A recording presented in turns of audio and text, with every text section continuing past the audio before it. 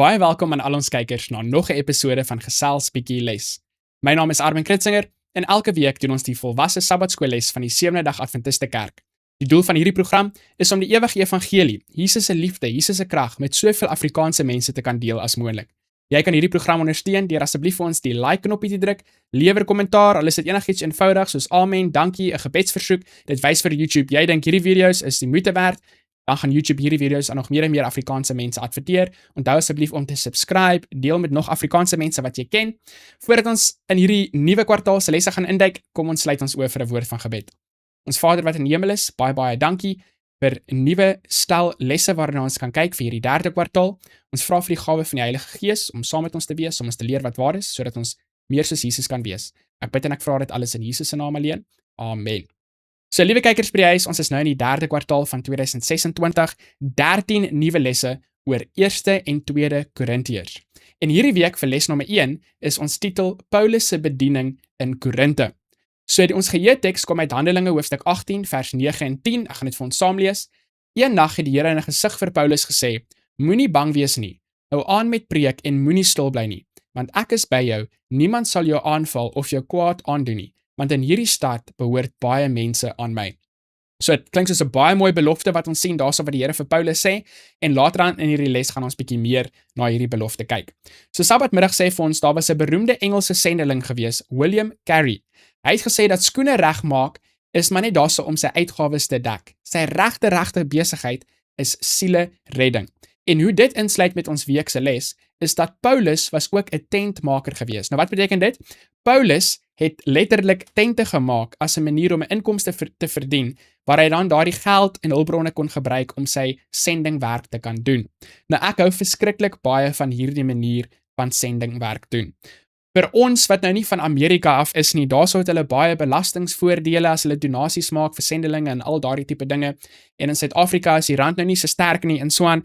Dink ek julle almal weet goed, dat as jy nou 'n sendeling is van Suid-Afrika wat ergens heen wil gaan, dan gaan dit nie maklik vir jou wees om genoeg donasies te kry en al hierdie tipe dinge om sendingwerk te doen nie. So toe ek in die verre sendingwerkveld ingegaan het ek geweet dat daai manier gaan nooit werk nie, en so het ek besef dat hierdie tentmaker manier van Paulus is net by verre weg die mees effektiefste, beste manier, veral in die tyd wat ons nou lewe, om sendingwerk te doen.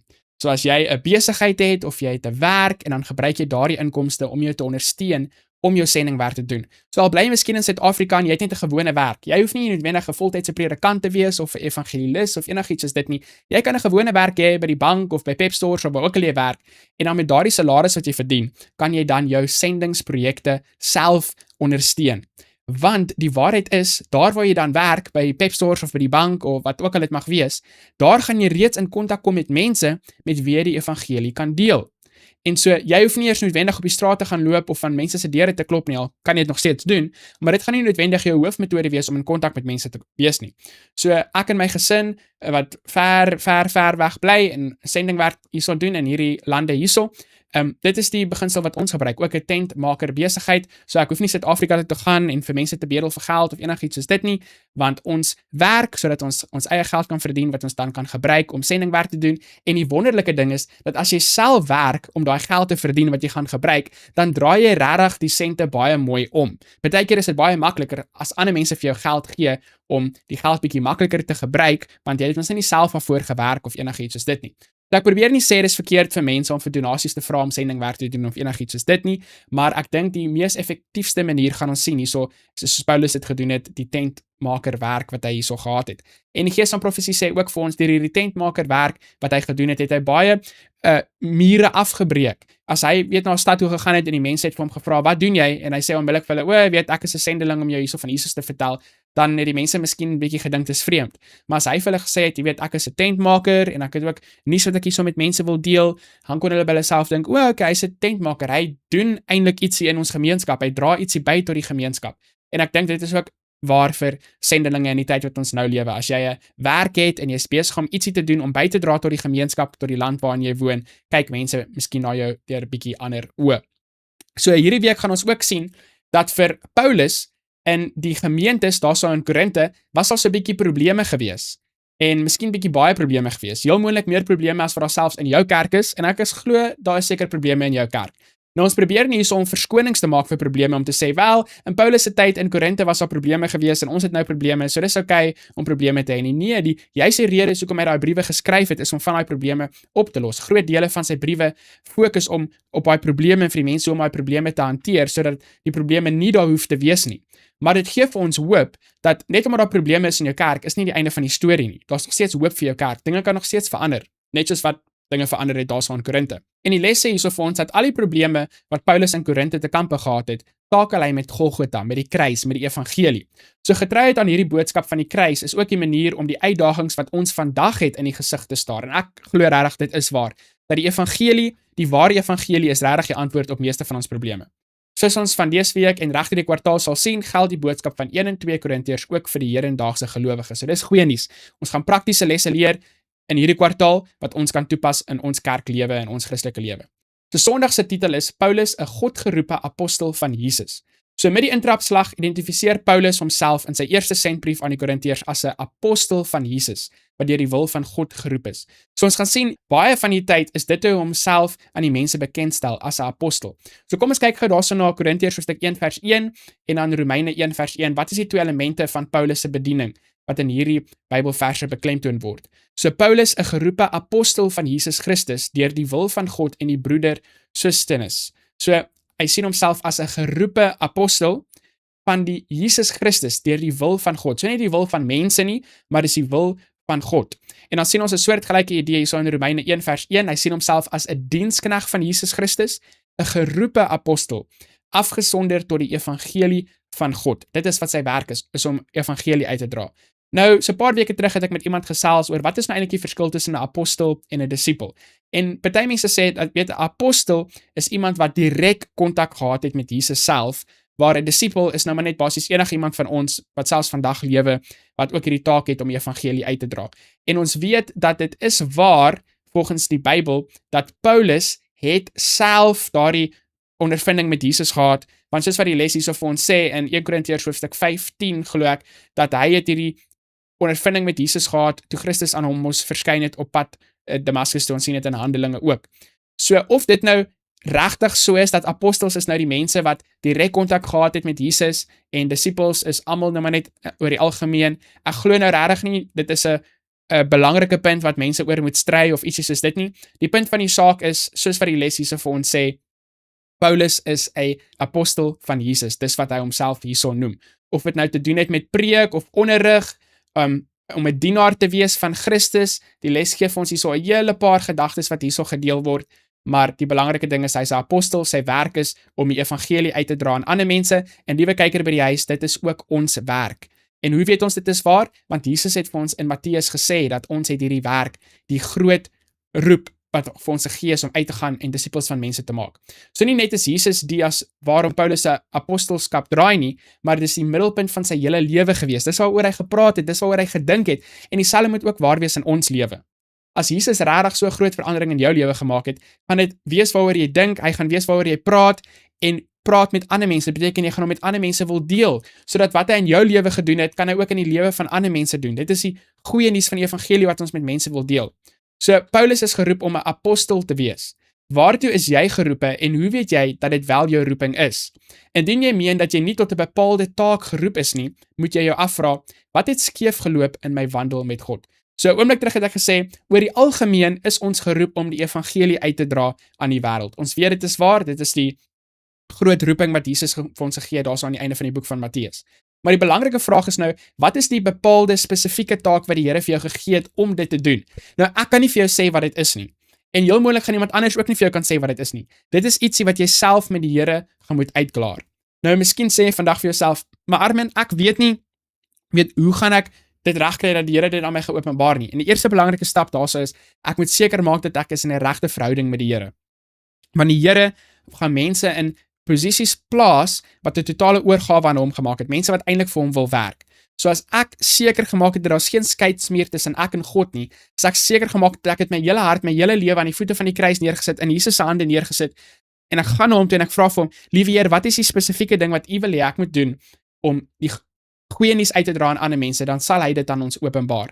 Nou, dit gaan nie noodwendig deur 'n stem wees nie. Skrywer na Christus sê vir ons, daar's 'n hele paar maniere wat hy met ons praat. Deur die Bybel natuurlik, beginsels in die Bybels wat hy vir ons leer. Dit kan deur deure van geleentheid wees wat oopmaak en toemaak. Dit kan die Heilige Gees wees wat met ons harte praat. En so, maak net seker dat jy is besig om die Here se werk te doen en die Here sal die deure oop en toemaak soos wat hy goed dink. Baie van die dinge wat ek doen in my lewe vandag is nie dinge wat ek beplan het of gedink het ek gaan doen nie, maar dit het baie beter uitgedraai as wat my planne uitgedraai het of sou uitgedraai het. En so, bly net in die wil van die Here in terme van maak seker jy het 'n totale oorgawe aan hom gegee en dan sal die Here jou lei. Op die einde van die dag moet ons ook verstaan dat die Here behandel ons nie soos 2-jarige kinders nie. Die Here het vir ons 'n verstand gegee en hy wil hê ons moet ons karakter ontwikkel en ons breine ontwikkel sodat ons goeie besluite kan neem volgens die beginsels in sy woord. En so, ons gaan besluite moet neem in plaas van om op die draad te sit en te wonder, moet ek dit doen of moet ek dat doen? Bid daaroor en vat 'n stap in 'n rigting in, en as dit die verkeerde rigting is, dan sal die Here jou help na die ander kant toe. Dan as ons kyk na maandag se deel van die les, die titel daarso is van Athene tot Korinte. So kom ons lees Handelinge hoofstuk 17 vers 16 tot 34. Dit is nog 'n hele paar verse, maar ons gaan na hulle almal kyk. Waar was Paulus voor hy Korinte toe is? Wat het hy in die vorige stad gedoen? So kom ons maak reg vir daai verse. En terwyl Paulus in Athene vir hulle wag, het sy gees in hom opstandig geword toe hy sien dat die stad vol afgodsbeelde was. Hy het toe in die sinagoge met die Jode gespreek en met die godsdienstige mense en elke dag op die mark met die wat hom teekom. So hierso kan ons sien, as ons kyk na daai eerste lyntjie daarso in vers 16, dit lyk nie asof dit Paulus se oorspronklike idee was om eintlik in daardie stad te bly of te wees nie. Dit lyk asof hy daarso vir mense gewag het. Nou hierso is klaar 'n belangrike deel wat ons kan leer hierso uit die les uit. Liewe kyker by die huis.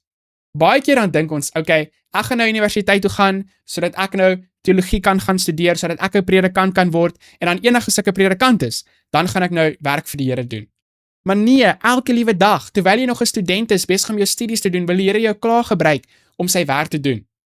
Of miskien dink jy, okay, ek gaan nou hierdie gesondheidssentrum bou, of ek gaan nou hierdie projek doen vir God, of hierdie projek doen vir God, en dan oor 5 jaar gaan ons reg wees, en dan gaan ons nou ietsie kan doen vir die Here en vir die Here se werk. Nee, daar waar jy nou is vandag, môre, oormôre, volgende week, moet jy reeds ietsie vir die Here kan doen. So dit gaan nie net oor die eindbestemming in jou Christelike lewe nie, maar jou hele reistog na daardie bestemming toe, is volgepak met geleenthede om die evangelie met ander mense te kan deel. En dis wat ons duidelik hierso kan sien uit die voorbeeld van Paulus daarso in Athene. Dit was nie sy plan gewees om daar te wees nie. Hy wag eintlik daar vir ander mense, maar hy gebruik daai geleentheid om die evangelie uit te dra. En dit sê vir ons, daardie stad was nou nie so lekker gewees nie, vol afgodebeelde gewees, maar tog gaan hy na die sinagoge toe en hy praat met die mense daarso en al die ander godsdienstige mense ook. En sommige van die Epikureëse en die Stoïsynse wysgeere het met hom gestry en sommige het gesê, wat sou hierdie praatjiesmaker tog wil sê? Ander weer, dit lyk of hy 'n verkondiger is van vreemde gode, omdat hy aan hulle die evangelie van Jesus en die opstanding verkondig het. En hulle het hom geneem en op die Areopagus gebring en gesê, kan ons verneem wat hierdie nuwe leer is, wat deur u verkondig word? Want u bring sekere vreemde dinge in ons ore. Ons wil dan weet wat dit nog kan wees. Nou het al die Atheners en die uitlanders wat by hulle gewoon het, vir niks anders tyd gehad as om iets niets te sê en te hoor nie. Paulus gaan toe in die middel van die Areopagus staan en sê, Atheners, ek sien dat julle in elke opsig baie godsdienstig is, want terwyl ek rondgegaan en julle heiligdomme aanskou het, het ek ook 'n altaar gevind waarop geskrywe is, aan 'n onbekende God. Hom dan wat julle vereer sonder om hom te ken, verkondig ek aan julle.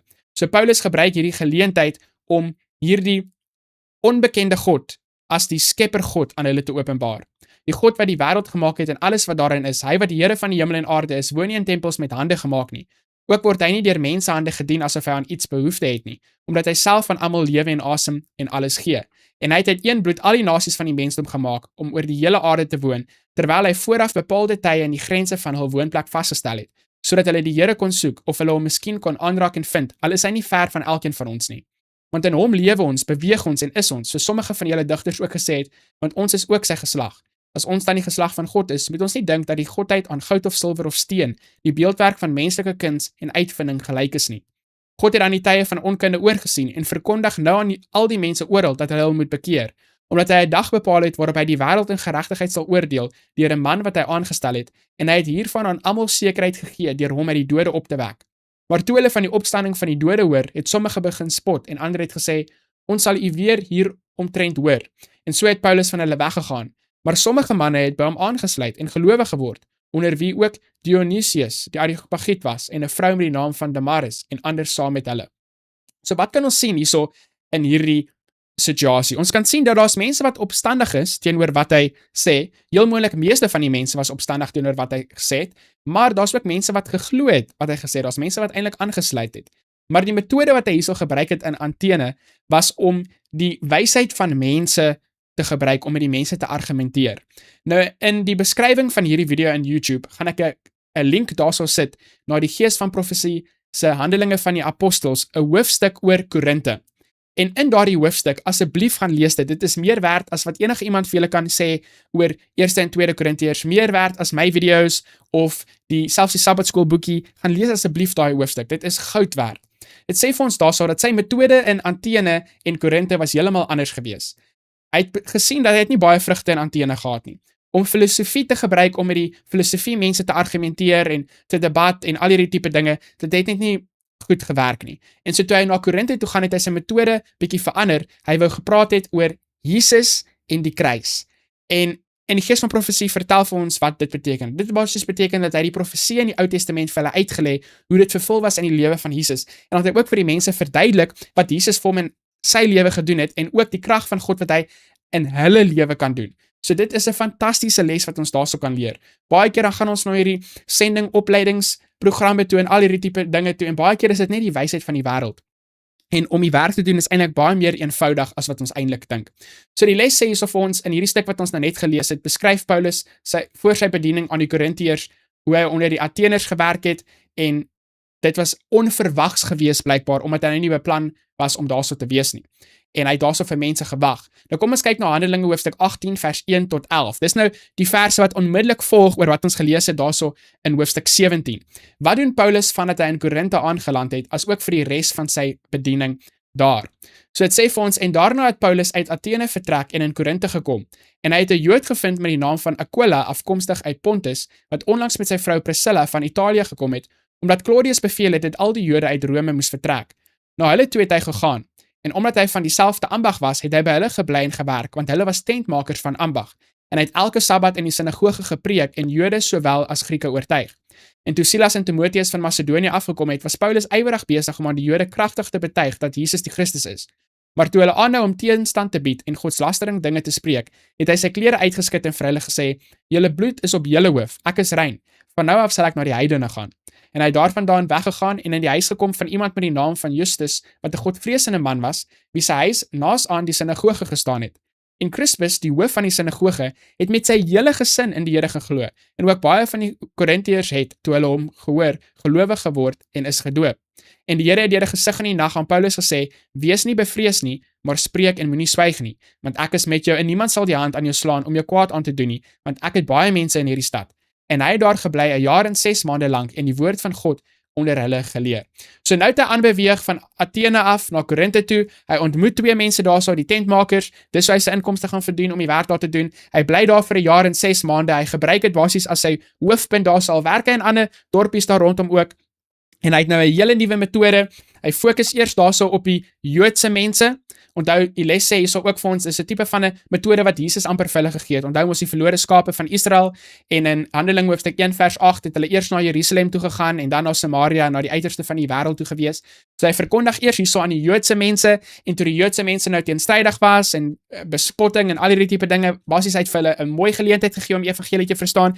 Toe sê hy vir hulle, okay, hy gaan nou aanbeweeg na die heidene toe, en ons almal weet dat Paulus het 'n fantastiese werk onder die heidense mense gedoen. En dis ook mos hoekom Petrus daai visioen gehad het van die rein en die onrein diere, waar die Here mos vir Petrus mos nou basies gewys het dat moenie hierdie mense onrein noem nie, en toe Cornelius en al daai tipe stories soos wat ons lees van in die boek van Handelinge. Dat Timoteus en Silas uiteindelik in Korinte by Paulus aansluit, het Paulus al aandag bestee aan die prediking om die Jode daarvan te oortuig dat Jesus die Messias is. En hoe het hy dit gedoen? Deur die profesieë in die Ou Testament te gebruik. So dit is ook baie belangrik vir ons, liewe kykers by die huis, om wel bekend te wees met die profesieë van die Bybel, want dit gee vir mense vertroue in God se woord, en ook dat Jesus die Messias is. Veral as ons kyk na die profesieë in die boek van Daniël, soos in Daniël hoofstuk 7, meer spesifiek Daniël hoofstuk 9. So wat het Paulus gedoen vandat hy daarso in Korinthe aangekom het, net soos wat hy in Athene gedoen het, wat ons sien hierso in Maandag se deel van die les. In albei van hierdie stede het hy elke oomblik gebruik wat hy gehad het om die evangelie met mense te deel. Hy het geen tyd gemors nie. So let op Paulus se sendingaktiwiteite in Athene en Korinthe. Al die geleenthede wat Paulus ter bevordering van die evangelie benut het. Wat kan ons daaruit leer? Dink aan al die geleenthede wat jy het om ander van Jesus te vertel. Hoe kan jy dit benut? By die werk, wanneer jy gaan inkopies doen, by die skool, in die ouerhuis, waar ook al jy is, moet jy die geleentheid gebruik om te getuig van Jesus se liefde en van Jesus se krag. Al is dit 'n eenvoudige getuienis van wat Jesus vir jou gedoen het en hoe hy dieselfde kan doen vir ander mense, maar ons kan nie 'n geleentheid uit die hand laat glip nie. Elke persoon wat op ons pad kom, elke dag, is 'n potensiële siel vir God se koninkryk. En as ons regtig in die evangelie glo en ons is regtig lief vir mense, dan sal ons dit 'n prioriteit maak in ons lewe, net soos die voorbeeld van Paulus en net soos die voorbeeld van Jesus ook in die Nuwe Testament, om alles te doen wat ons kan om die goeie nuus met ander mense te deel, om regtig uit ons pad uit te gaan. Want dit is nie eintlik uit ons pad uitgaan nie. Ons hele pad moet eintlik bestaan uit evangelie deel, Jesus se liefde, Jesus se krag deel met ander mense. Dit definitief Maandag se les baie mooi om te sien hoe hy daarso onder verskillende mense met verskillende agtergrond gewerk het, maar dit was sy fokus gewees, al het hy 'n werk gehad. So liewe kyker by die huis, jy hoef nie 'n voltydse predikant of vir die konferensie te werk of enigiets soos dit nie. Jy kan werk in die kantoor of by Pep Stores of Pick n Pay of waar ook al dit mag wees, en die Here kan jou op 'n wonderbaarlike manier gebruik om sendingwerk te doen. So dan kyk ons na Dinsdag se deel van die les, die stad van Korinthe. So dan gaan ons 3 stukke lees vir die les hierso vir ons sê, en elkeen van hierdie 3 stukke gaan vir ons die vraag beantwoord. Dit sê, wat kan ons hieruit aflei oor Korinthe se ekonomie, morele waardes, dis nou die sedes daarso, en dan die geloofsisteme of die religieuse lewe. So elkeen van daai gaan hulle so beantwoord, sommer so in volgorde vir ons. So kom ons kyk na Handelinge hoofstuk 18 vers 1 tot 3 eerste. Dit sê vir ons, en daarna het Paulus uit Athene vertrek en in Korinthe gekom, en hy het 'n Jood gevind met die naam van Aquila, afkomstig uit Pontus, wat onlangs met sy vrou Priscilla van Italië gekom het, omdat Claudius beveel het dat al die Jode uit Rome moes vertrek. Na hulle toe het hy gegaan, en omdat hy van dieselfde ambag was, het hy by hulle gebly en gewerk, want hulle was tentmakers van ambag. So, hoe was die ekonomie gewees? Die gees van profesie sê ook vir ons, dat dit was 'n welbekende stad gewees, die ekonomie lyk of dit baie goed gegaan het daarso, so baie mense het deur die stad getrek, en dit het 'n goeie geleentheid gegee vir die boodskap, om dan uit te gaan na ander dele toe ook, omdat dit so baie mense gelok het. Nou, 'n praktiese les wat ons ook hierso kan leer is, ons sien dat Paulus het 'n ambag gehad, die tentmaker, ek het 'n hele rukkie terug na daaroor gepraat, ook in hierdie les, so is ook belangrik vir ons om 'n ambag aan te leer, ietsie prakties wat ons kan doen, om ons gemeenskap om die wêreld 'n bietjie beter plek te maak. So wat dan van die morele waardes, wat van die sedes daarso in Korinthe? 1 Korintiërs hoofstuk 5 vers 9 en 10 sê vir ons, ek het julle in my brief geskrywe om nie met hureerders om te gaan nie. Dit wil sê, nie die hureerders van hierdie wêreld of die gierigaards of rowers of afgodedienaars in die algemeen nie, want dan sou julle uit die wêreld moet uitgaan.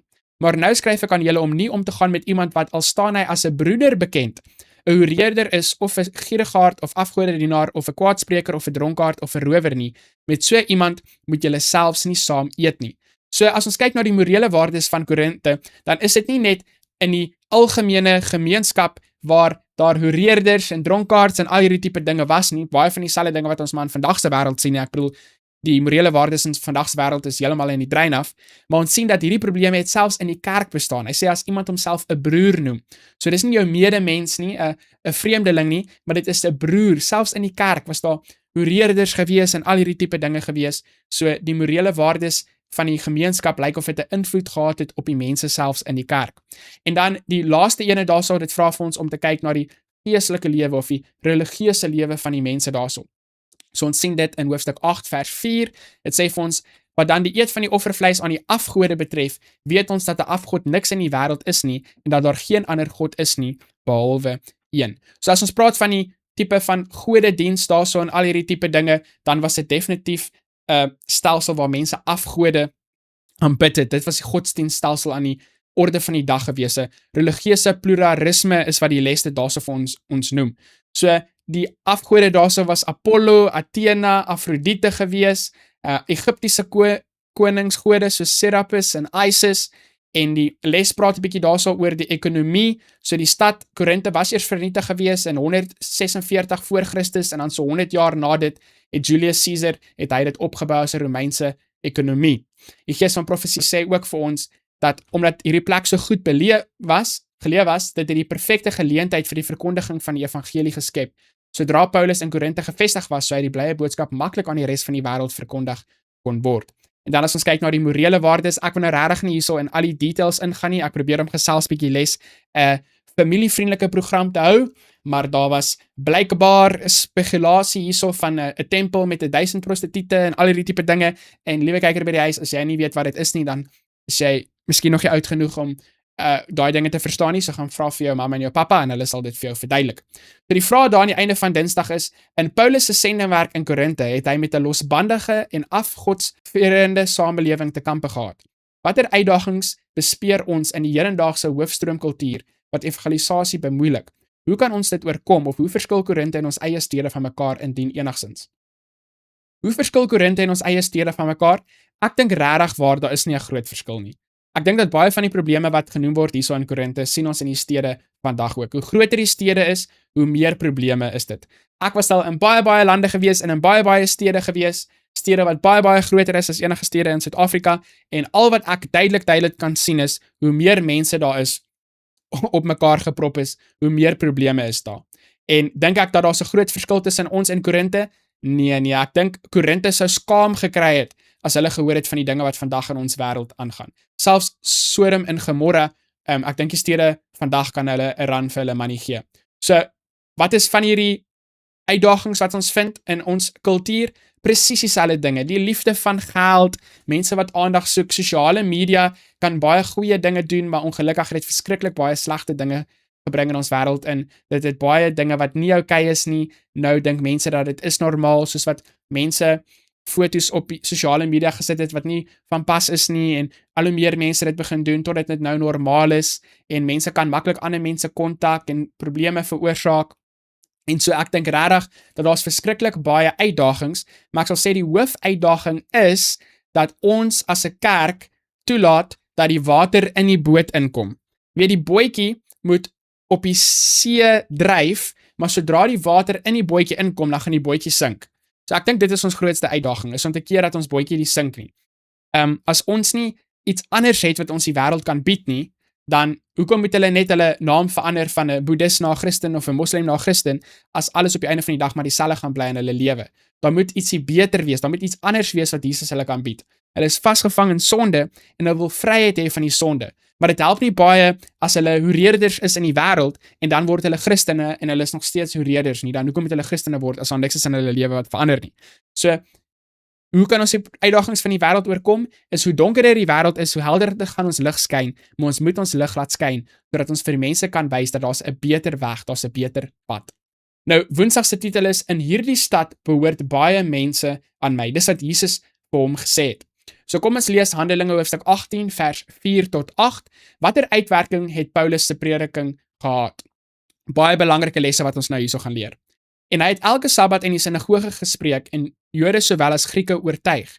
En toe Silas en Timoteus van Macedonië afgekom het, was Paulus ywerig besig om aan die Jode kragtig te betuig dat Jesus die Christus is. Maar toe hulle aanhou om teenstand te bied en godslasterige dinge te spreek, het hy sy klere uitgeskit en vir hulle gesê: "Julle bloed is op julle hoof, ek is rein. Van nou af sal ek na die heidene gaan." En hy het daarvandaan weggegaan en in die huis gekom van iemand met die naam van Justus, wat 'n godvreesende man was, wie sy huis naas aan die sinagoge gestaan het. Dan in vers 8, en Crispus, die hoof van die sinagoge, het met sy hele huisgesin in die Here geglo, en ook baie van die Korintiërs het, toe hulle hom hoor, gelowig geword en is gedoop. So, om die vraag te beantwoord daarso, watter uitwerking het sy prediking gehad? Wel, dit lyk of dit 'n paar verskillende reaksies uit die mense uitgelok het. Daar was mense wat oortuig was, maar nie noodwendig 'n oorgawe gemaak het van hulle lewe nie. Daar was mense wat oortuig was, maar wat teenstand gebied het teen wat hy gesê het. Dan was daar mense wat ook sy boodskap aanvaar het. So of die mense nou God uitgejou het of vir hom uitgejou het, die feit van die saak is dat daar's baie mense wat teenstand gebied het, en dan is daar baie mense wat die boodskap aanvaar het, selfs die hoof van die sinagoge, en baie van die ander mense was heel moontlik nie baie gelukkig gewees daaroor nie. En die voorbeeld van daardie persoon het heel moontlik weer gelei dat ander mense ook die waarheid geglo het, by die waarheid aangesluit het. So wat is die praktiese les wat ek daaruit kan leer? Ek dink vir ons vandag, wanneer ons die waarheid gaan deel met mense, kan ons ook verwag om soortgelyke reaksies uit die mense uit te lok. Daar gaan mense wees wat verstaan wat ons sê, wat saamstem met wat ons sê, maar wat nie gaan aansluit by wat ons sê nie. Daar gaan mense wat wees wat ons teenwerk, wat miskien valse dinge van jou gaan sê, wat jy miskien fisies gaan wil aanval of aanrand, dan sal daar ander mense wees wat gaan aanvaar wat jy sê, en hulle gaan nie noodwendig altyd in die meerderheid wees nie. So, gelukkig sê die les hierso vir ons, sy prediking was nie te vergeefs gewees nie, en is nooit te vergeefs as ons die Here se waarheid deel nie. Want dit is die opdrag wat hy aan ons gegee het. Op die einde van die dag sit ander mense se persoonlike keuse of hulle dit gaan aanvaar of nie. In Jesaja hoofstuk 55 vers 11 is daar mos die belofte, net so is dit met die woord wat uit my mond kom, dit sal nie leeg na my toe terugkeer nie. Ons skepende krag in sy woord, en sodra lank as wat ons die woord met ander mense deel, as hulle 'n keuse maak om in daai woord te glo, gaan die skepende krag in daai woord hulle lewens verander. So kom ons kyk na Handelinge hoofstuk 18 vers 9 en 10, dis nou die volgende 2 verse. Wat kan ons hieruit aflei oor Paulus se gevoelens te midde van al die uitdagings in Korinte? Hoe het die Here sy diensknegt opgebeur? En die Here het deur 'n gesig in die nag aan Paulus gesê, wees nie bevrees nie, maar spreek en moenie swyg nie, want ek is met jou, en niemand sal die hand aan jou slaan om jou kwaad aan te doen nie, want ek het baie mense in hierdie stad. So, die les vra hierso vir ons, wat kan ons aflei oor Paulus se gevoelens? En liewe kyker by die huis, ek hou nie daarvan as ons moet aflei oor ander mense se gevoelens nie, want ek kan nie ander mense se koppe en harte lees om te sien presies wat gebeur het nie. Maar ons weet die gees van profesie sê vir ons, dat as gevolg van die teëspoed wat hy daarso gekry het, het hy nie geglo dat hy kan 'n kerk daar opbou nie. Hy was bietjie mismoedig geweest. As ek kyk na wat hierdie verse vir ons sê, lyk dit asof daar mense was wat heel moontlik sy lewe in gevaar gestel het. En so wat ons hierso kan sien is, die Here beer hom op. Hoe? Die Here sê vir hom, moenie vrees nie, maar spreek en moenie swyg nie. Ek is met jou. Niemand sal die hand aan jou slaan om jou kwaad aan te doen nie. Het baie mense in hierdie stad. So, in plaas daarvan om net vir hom te sê, moenie bekommerd wees, weet niks sleg gaan met jou gebeur nie, gee die Here hom ook hoop, en die Here sê vir hom, ek het baie mense in hierdie stad. Liewe kyker by die huis, baie keer aan werk ons, miskien is jy in Pretoria, of Johannesburg, of Kaapstad, of in Londen, of ergens in Amerika, of Asië, of waar ook al jy mag wees, en jy dink by jouself, jy weet, die mense het nou so baie van ons gehoor in ons boodskap, mense wil nou nie meer na ons luister, en jy word bietjie mismoedig, maar die Here het sy mense, en die Here kan jou en my gebruik, om na daardie mense toe uit te reik, en om met hulle die waarheid te deel. Soos wat die les hierso vir ons sê, het sê hierso vir ons, Paulus was God se gekose werktuig om die blye boodskap oor Jesus se verlossing met daardie mense te bring wat Jesus van geweet het. Daar's darem duisende mense wat ons nog nooit eers ontmoet het nie. En die Here ken elke persoon se hart en die Here weet wat is dit wat nodig is vir hulle om te hoor sodat hulle in 'n reddende verhouding met hom sal wees. So kom ons kyk na Jesaja hoofstuk 41 vers 10. Watter wonderlike beloftes gee die Bybelvers hierso vir ons en watter uitwerking behoort dit op ons daaglikse lewens te hê? So dit is soortgelyk aan wat die Here eintlik daarso vir Paulus gesê het. Dit sê wees nie bevrees nie want ek is met jou. Kyk nie angstig rond nie want ek is jou God. Ek versterk jou ook. Ek ondersteun jou met my reddende hand. So die Here sê ons hoef nie te vrees nie. En wat is die rede daarvoor? Nie omdat ons goed of sterk of slim is nie, maar ons hoef nie te vrees nie want hy is met ons. En ons hoef nie angstig te word nie in 'n wêreld waar baie mense angsprobleme het. Sê hy, moenie angstig rondkyk nie want ek is jou God. Ek gee vir jou die krag. Tot aan die einde van die tyd gaan die Here saam met ons wees. Selfs al het ons nie meer 'n middelaar in die hemelse heiligdom nie, gaan hy nog steeds vir ons krag gee om ons versoekings te oorkom. Hy's altyd saam met ons. Ons kan altyd staatmaak op die skepende krag in sy woord wat hy vir ons gegee het. So dit gee vir ons baie moed. Wat is die uitwerking wat dit op ons daaglikse lewing behoort te hê? Dit behoort ons moed te gee om aan te hou om die Here se werk te doen waar ook al die Here jou geplaas het. Dan kyk ons na donderdag se deel van die les. Die titel daarso is Paulus se sendbriewe aan die Korintiërs.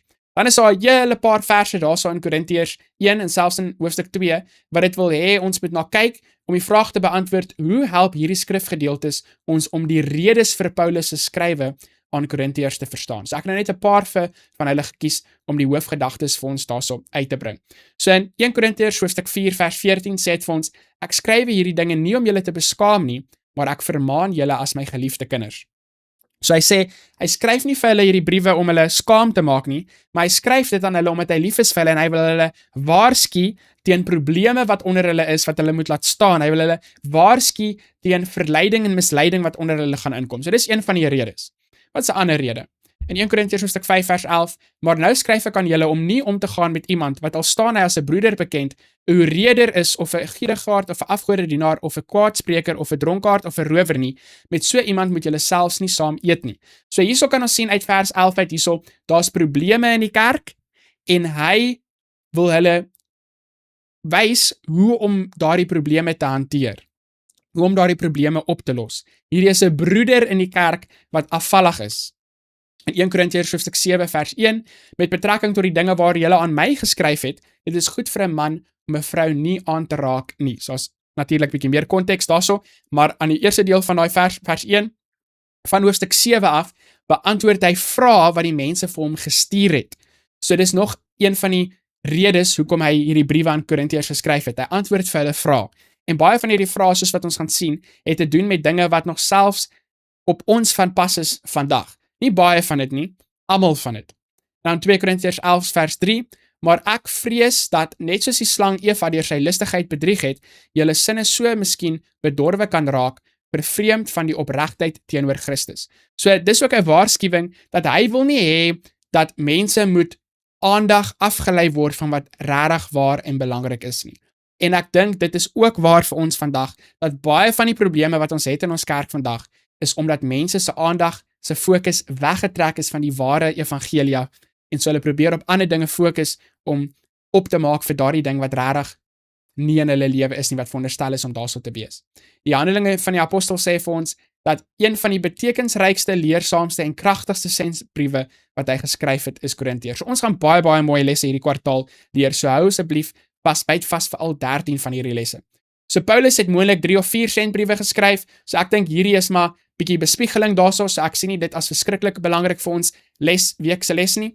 En dan in die tweede sentbrief kom dit aan die lig dat lidmate van Korintiese kerk deur omringende kultuur beïnvloed is. Ons het dit mos gesien eintlik daarso in 1 Korintiërs hoofstuk 5, 9 en 10 daarso ook. Dinge soos kompetisie, mag en rykdom is duidelik hoog aangeslaan. Alles probleme wat die hedendaagse kerk ook kan raak. Daarteenoor het Paulus probeer om 'n Christosentriese kultuur, 'n wêreldbeskouing vanuit die evangeliese perspektief te vestig. Dit is uiters belangrik dat ons ook ons eie wêreld vanuit daardie perspektief beskou. Soos wat ek 'n oomblik terug gesê het, as ons die wêreld beskou uit die ware evangeliese perspektief, sal dit alles in ons lewens totaal en al verander. Want definitief in ons eie kerk vandag, die gees van kompetisie, mag, posisie, rykdom, die liefde van geld, dit neem net oor. Ek kan mos duidelik sien met my oë wat die Here vir my gegee het, as mense nie die Here eerste maak in hulle lewe nie, dan meeste van die tyd is dit die liefde vir geld. Die liefde vir geld. So kom ons lees 2 Korintiërs hoofstuk 2 vers 4. Hoe weet ons hieruit dat Paulus baie vir hulle omgegee het? In teenstelling hiermee kan ons afvra, hoe gevoelloos is ons dalk ook teenoor ander? So want uit groot verdrukking en benoudheid van hart het ek aan julle geskryf onder baie trane, nie dat julle bedroef mag word nie, maar dat julle mag weet van die liefde wat ek oorvloedig vir julle het. So liewe kyker by die huis, hy het trane in sy oë gehad soos wat hy die briewe geskryf het, want hy is lief vir die mense. Hy sê vir hulle dat hulle met sekere tipe dinge doen en dit mag harde woorde wees, maar hy sê dit omdat hy lief is vir hulle, omdat hy omgee oor hulle. In plaas van om hulle net te los en te dink, okay, jy weet, elke persoon moet vir hulle self antwoord. Ek gaan nou nie ietsie met hulle sake te doen nie. Hulle moet nou maar self vir die Here verduidelik hoekom hulle dit so doen of ons geen meer hoop vir hulle nie. Nee, hy verloor nie hoop nie. Hy is gewillig om vir hulle te skryf. Hy wil hulle terugbring na die regte pad toe. En dit is dieselfde gees wat ons ook moet hê in ons kerke vandag. Moenie so gou opgee nie. Moenie so gou opgee nie. Net soos wat ons nie opgee op ons fisiese families nie, of nie, behoort nie op te gee op ons fisiese families nie, so ook nie op ons kerkfamilie nie. So Vrydag sê vir ons hierso vir verdere studie moet ons kyk na die Korinte deel en Handelinge van die Apostels van E.G. White. So ek gaan daardie skakel in Afrikaans vir julle in die beskrywing van hierdie video sit in YouTube. Asseblief, doen vir julleself 'n groot guns, sommer van die eerste les af vir hierdie kwartaal. Dan gaan ek vir jou al daai nodige agtergrond gee, soos wat ons gaan kyk na die ander lesse in die weke wat kom. Maar hier is klaar baie mooi gedeeltes wat dit vir ons hierso deel op Vrydag en ek gaan dit vir ons lees. Met sy prediking in Korinte het die apostel 'n ander benadering tot sendingwerk as die in Athene gevolg. Hy besluit om ingewikkelde argumente en besprekings te vermy, om met die Korintiërs oor niks anders te praat nie as oor Jesus as die Christus en wel oor hom as die gekruisigde. Jy weet, liewe kyker by die huis, iets wat ek nou al baie gesien het in gesels bietjie les, soos wat ek die les aanbied elke week nou al vir baie weke, en die Engelse les ook, wat daar 'n hele paar duisend mense is wat elke week luister. Baie mense sê dat die les word maklik en eenvoudig aangebied. Ek dink is omdat ek Paulus se raad volg wat hy hierso van praat, hoe hy te werk gegaan het in Korinthe. Ek probeer nie om ingewikkelde argumente en gekompliseerde akademiese termes en al hierdie tipe dinge vir julle te verduidelik en met julle te deel nie. Ek gaan ook nie deur onnodige dinge in die les wat ek nie dink belangrik is nie. Ek wil net eenvoudige, maklike Bybelwaarheid met julle deel wat ek en jy prakties in ons lewens kan toepas sodat ons meer soos Jesus kan wees. Dit moet eenvoudig genoeg wees vir 'n kind om te kan verstaan. Jesus kom nie terug om 'n onderskeid te maak tussen slim mense en dom mense en al hierdie tipe dinge nie. Die waarheid is eenvoudig. Om 'n verhouding met Jesus te hê is eenvoudig. Ja, daar's 'n tyd en 'n plek vir meer ingewikkelde besprekings en al daai tipe dinge en sterkte vir al daai mense wanneer daai dinge plaasvind. Maar as dit kom by ons Sabbatskoolles, as dit kom by ons preke op 'n Sabbat, soek ons net eenvoudige Bybelwaarheid wat ons in ons lewens kan toepas. Dis wat ons wil hê. Dis wat hy gedoen het in Korinthe en dit het gewerk. So Paulus behaal 'n mate van sukses in Korinthe, tog twyfel hy of die mense daar gereed vir kerkstigting is. Hy beskou die stad nie as 'n ryp sendingveld nie en neem hom toe voor om Korinthe te verlaat. Terwyl hy dit oorweeg om die stad vir 'n meer belowende sendingveld te verruil, verskyn die Here aan hom in die nag en sê: "Moenie bang wees nie. Hou aan met preek, want in hierdie stad behoort baie mense aan my." Hierdie sien Paulus as 'n bevel om in Korinthe te bly en 'n waarborg dat die Here die saadjie wat hy saai in 'n ryke oes sal omskep. So is 'n groot gemeente toe onder die vaandel van Jesus Christus op die been gebring. Baie keer in ons lewe ook, dan dink ons, nee, daar's nie hoop vir hierdie dorpie nie. Daar's nie hoop vir hierdie gemeenskap of vir hierdie straat of vir hierdie buurman of wat ook al nie. Die Here werk op maniere wat ons net nie kan verstaan nie. As daar hoop is vir my, as daar hoop is vir jou, dan is daar hoop vir enige iemand. Jy moenie hoop opgee nie. Die Bybel sê dat Paulus die Korintiërs 'n jaar en 'n half lank bearbei het. Hoewel sy pogings nie uitsluitlik tot daardie stad beperk was nie, maak hy Korinthe sy hoofkwartier. 'n Aantal gemeentes is sodoende gestig. In Paulus se afwesigheid stuur hy gewigtige en kragtige briewe aan die gemeentes in sy sorg. Sendbriewe wat gewoonlik as die woord van God ontvang is. Hierdie is in die betrokke gemeentes voorgelees. Baie mooi. So ons het 3 besprekingsvrae daarso op Vrydag. Die eerste een sê vir ons: Paulus was oortuig dat God hom as 'n apostel van Jesus geroep het. Waarom is dit so belangrik dat ons weet wie ons is en waartoe ons geroepe is? Weet, elke maatskappy het 'n missie, hulle het 'n doel, hulle weet die produk wat hulle verkoop. Ons as Christene moet ook weet wat is ons missie, wat is ons doel.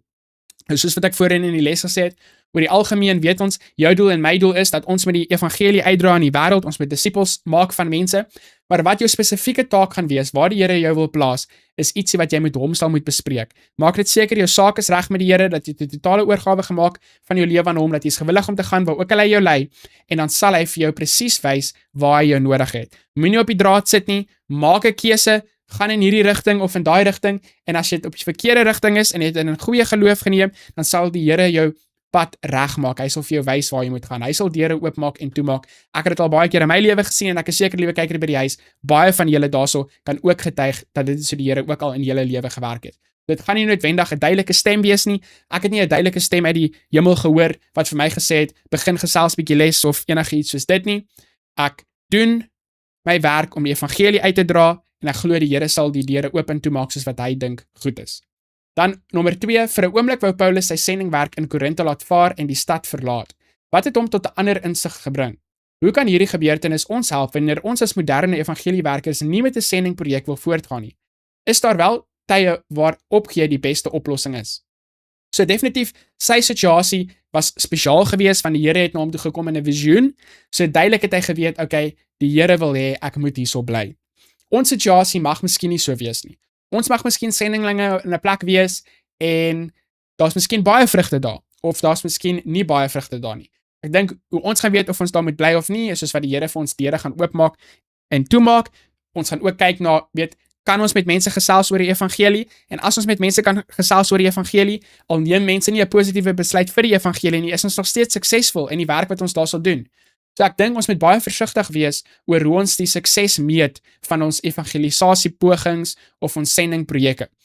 Julle almal weet baie goed dat baie keer gaan dit net oor die doopsyfers en al hierdie tipe dinge, en dit is altyd vir my baie interessant dat aan die een kant sê die mense, dis nie die doop wat mense red nie, en dan aan die ander kant sê dieselfde mense, probeer hulle om mense so gou te doop as moontlik. Ek verstaan nie hoe altyd daardie gedagtes waar kan wees op dieselfde tyd nie. So natuurlik Ons verantwoordelikheid is om evangelie uit te dra aan mense toe en op die einde van die dag moet hulle 'n besluit maak. Maar ons moet ook nie vashou aan projekte as dit ons nie in staat stel om daardie werk te doen nie. As dit ons nie in staat stel om evangelie uit te dra nie, dan moet ons aanbeweeg na ander geleenthede wat die Here vir ons sal gee. Dan besprekingsvraag nommer 3. Die omringende kultuur het die Korintiese gelowiges beïnvloed. 'n wrede werklikheid waarmee die hedendaagse gelowige ook te kampe het. Hoe kan ons in die wêreld bly sonder om beïnvloed te word deur wêreldse dinge? Al daardie dinge wat op die sondige mens begeer, alles wat sy oë sien en begeer, al sy gesteldheid op materialisme. Op watter ander maniere beïnvloed hoofstroomkultuur die kerk negatief? So definitief as ons kyk na my voorbeeld wat ek vroeër gegee het van die kerk is soos 'n bootjie wat op die see dryf. En die bootjie is in die water, maar die water moet nie in die bootjie wees nie. En baie keer ons as 'n kerk, dan dink ons, okay, ons moet nou maar net vir die jong mense vra wat die jong mense wil hê, sodat die kerk aantreklik kan wees vir die jong mense. Maar ek het 4 klein kindertjies en ek vra nie vir my 4 klein kindertjies elke aand wat hulle wil hê vir aandete nie. Want dan sal hulle seker elke aand vir my goeders gesê het wat nie baie gesond en goed is vir hulle nie. Maar ek weet wat die Here sê oor gesondheid, so ek volg die woord van die Here en ek gee vir my kinders wat die beste is vir hulle. En soos wat hulle ouer word en soos wat hulle leer, sien hulle dat dit is goed vir hulle en hulle aanvaar dit en hulle stem saam met my. En ek dink dieselfde is waar in ons kerke. Ons moet nie ons kerke prioritiseer en organiseer oor hoe mense dit wil hê nie. Ek dink ons kan na mense luister, maar ons besluite moet geneem word gebaseer op die woord van God, op die Bybel, op die gees van profesie, en dan sal daar sukses wees. Anders gaan die kultuur die kerk so oorneem, dat iemand gaan uit die wêreld uitkom, en dan sal hy eintlik maar nog steeds in die wêreld in die kerk. As 'n jong mens, toe ek 'n Christen geword het, was ek op soek na iets anders. Ek was op soek na 'n oplossing vir die probleme van die wêreld. Ek wou nie uit die wêreld se musiek uitstap na 'n kerk toe waar die musiek presies dieselfde is nie. Ek wou iets anders gehad het. Ek wou iets beters gehad het. Ek wou vryheid gehad het van sonde. Ek wou 'n lewe saam met Jesus gehad het wat heeltemal anders was as wat ek gehad het in die wêreld.